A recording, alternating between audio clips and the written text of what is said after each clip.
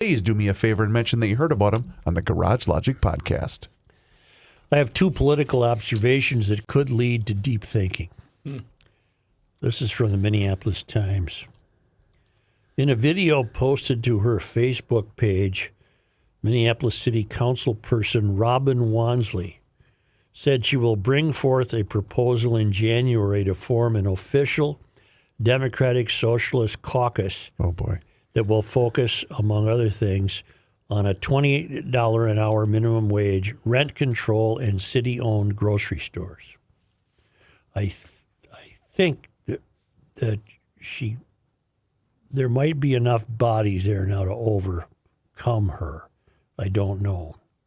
But I submit to you that in typical progressive fashion, as it is brought to you by no one, as brought to you by someone who has never done anything except be a professional activist, this is what you're going to get. And it has nothing to do with running a city. Now let's turn to Seattle, where we all know a progressive, Mysterian, socialist mayor has been elected.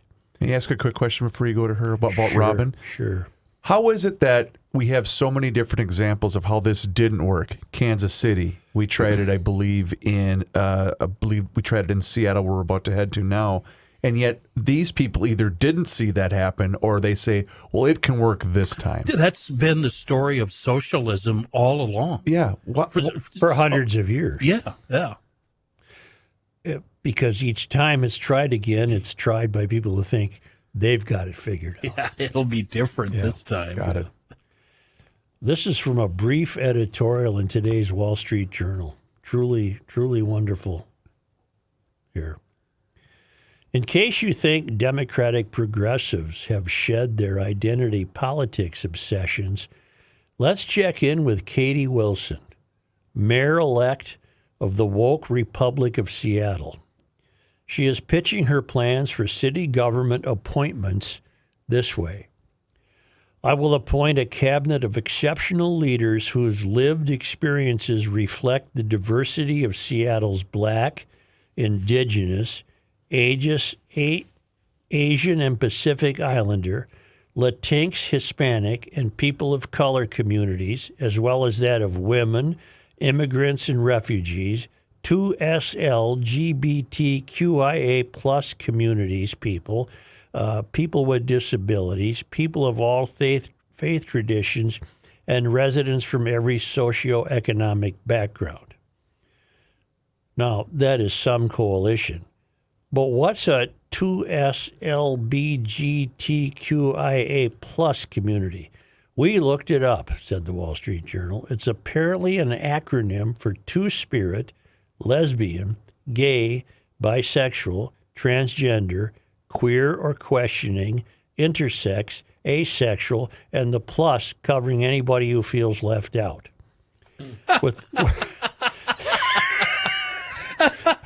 With all of these groups to satisfy, we're not sure there are enough jobs to go around, but may the two-spirit be with the mayor. Here's my observation. I don't think it's that novel, and it's not even that difficult to arrive at.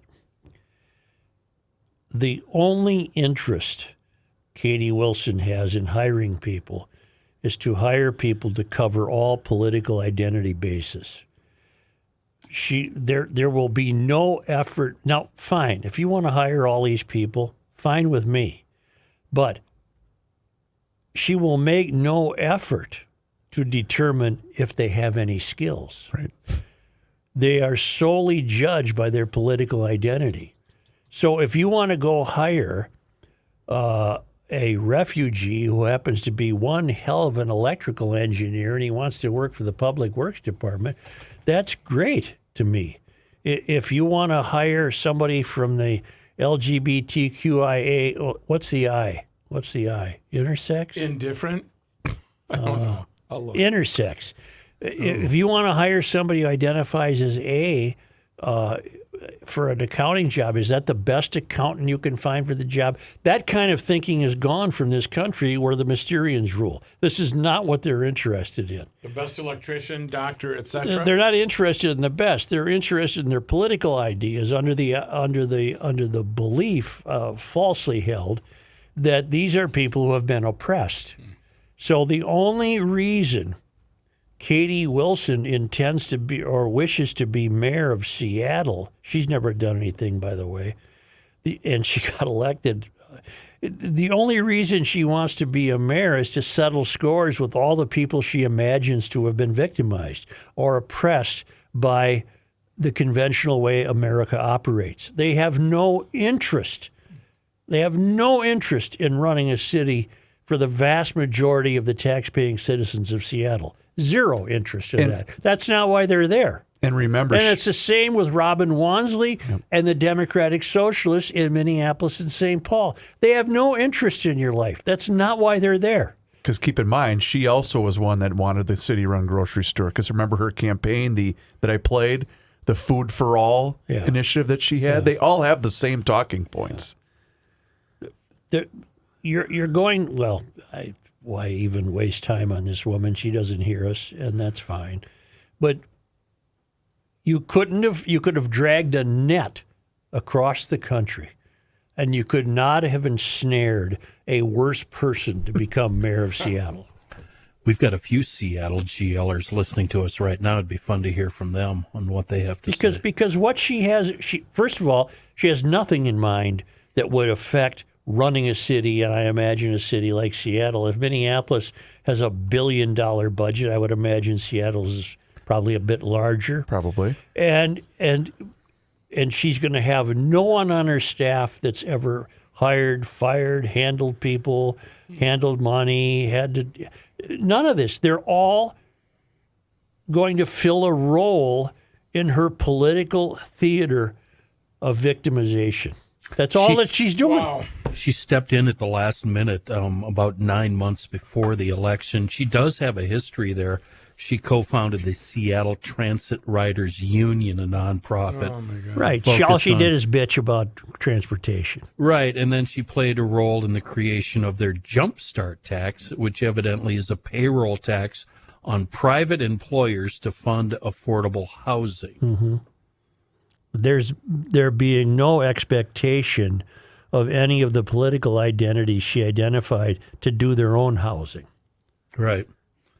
It sounds like the mayor, Bruce Harrell, the guy she beat, was kind of wishy-washy, and you couldn't really nail him down. Wasn't left enough. Wasn't left enough, wasn't right enough, just, kind of waffling. But there's your... There's your city closest to. There's your country. Yep. There it is. There's a lot of tall buildings. It could be worse. I don't know how. Oh, since we're kind of. It could have been worse if Omar Fateh got elected. Well, Joe, that's kind of where I was going. Wait. Oh, go ahead, Ken. She's married to fellow activist Scott Myers. They rent a one-bedroom apartment in Capitol Hill and have one daughter. She's not even an owner. No, and they get money for child care from her parents. Yep. I'm sure she'll come up with a program where the taxpayer should be providing her child care. Daycare for all. Yeah. Since we're kind of in Mysterian Roundup, boy, I'll see. Let's head out east, shall we? Where are we going? Fire up the, what do we got, the G6? The GL jet. The GL6? The G6? We got a passenger jet. Let's big go. one. We got a big one. We're going to go to New York City. Okay. Your guy, Zoran Mamdani. The Zorro. He was on ABC 7 in New York. And, I'm just going to play this because he was asked about law in the city of New York. You said you would arrest Benjamin Netanyahu based on the 2024 International Court Arrest Warrant. Next UN General Assembly, as mayor, would you do that? So I've said time and again that I believe this is a city of international law, and being a city of international law means looking to uphold international law, and that means upholding the warrants from the International Criminal Court, whether they're for Benjamin Netanyahu or Vladimir Putin. I think that that's critically important to showcase our values, and unlike Donald Trump, I'm someone who looks to exist within the confines of the laws that we have. So I will look to exhaust every legal possibility, not to create my own laws to do so. On the other hand, this is also a world event. Does that not count a little bit? Well, I think we are a global city, but I also think what New Yorkers are looking for is consistency in the way in which we talk about our values and follow through on them. And that's why I think these warrants from the International Criminal Court, they are worth fully exploring every legal possibility to actually follow through on. I wonder what his values are. We are a city of international law. Well, What do you mean, Joe? well, he said we're doing this because it reflects our values. What are his values? His values are very pro-Hamas, for example. That's among his values. Yes, it is. Yeah. A lot of Jews in New York. Many of whom voted for Yes. this fruitcake. Non-believers. Yeah. It's just the I'd be. And here's the thing. I guess the reason I played that, I would be far more terrified if I was a tax-paying resident of New York City than I would be if I lived in Seattle. Now, I wouldn't live in either one of those cities, but they're both frightening. Both Seattle. of these. I think it rains too much. Yeah, it does. I don't. I like something a little more upbeat. Yeah, I think this is far more dark. What's going on in New York I City? do too. I think it's sad. I think it's very sad. 1.3 million Jews in New York. Second largest metropolitan Jewish community, second only to Tel Aviv. And he's an anti-Semite. Good luck with that. Yeah, good pairing. It's sad that one of the world's greatest cities has. Let's hope your prediction is right, though. Let's just hope it's too big to fail. Well, I think there's going to be so much resistance. That's why I'm not too worried about Wansley. I'm not too worried about Seattle crazy Katie. Is it Katie? Yep. And I'm not too worried about this guy in New York. I mean, the odds are stacked against him. Very stacked. I just finished a series, Netflix series, called The Beast in Me. You were telling Patrick about this yesterday. It's pretty good. In fact, it's very good. It's Claire Danes and somebody named Rhys, R-H-Y-S, a British actor. He's very good. But there is a character in there that is clearly patterned after Occasional Cortex. Okay. What's her name? Alexandria. Alexandria Cortez, and she is in opposition to a building project that the principals in the show are trying to build. They're evil bastards, not because they want to build a building, for completely different reasons. And they captured that supposed Occasional Cortex character very well, and she is in opposition to a building project, and it's not done as a cliche. They pull it off very well, and they end up doing a deal with her, much to her objection, but she finally gives in and does this deal. And the only thing I could think of as I watched it was, what the hell are they going to do with Mom Donnie? Oh. I mean, the people trying to build in New York, I can't imagine the hurdles they'll have to go through. Or worse, will they just abandon any plans to build in New York? It might not be worth it to go through the BS.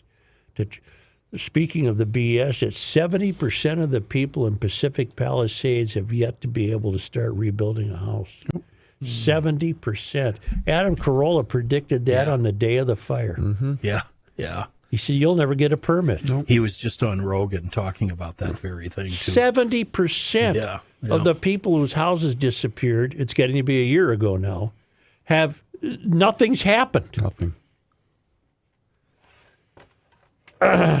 This beast in me is Claire's character, Aggie Wiggs. Yes. Is she troubled Yes. or is she normal? Well, Because Claire always plays somebody very, very deeply troubled. well, she's by the way the cast is laid out, she's the least troubled. Oh, okay. All right. Well, that's new But for she's her. very troubled. Yeah. She's a great actor. You haven't started that yet. I don't think we have. I Netflix. recommended that to you. I know you did. It's horribly violent. And I made a call on episode 1 that came true in the final episode. I'm very proud of it.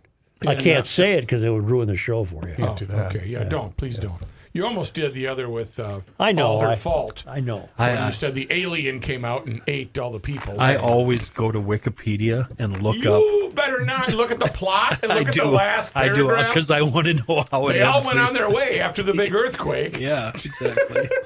You know, the CP reads the endings of books. I couldn't. I No, do that what's every the once in a point of while. reading it then? Well, okay, you get 2 chapters in and you think you've got it figured out. So I just go to the last chapter and confirm that this writer is, in fact, a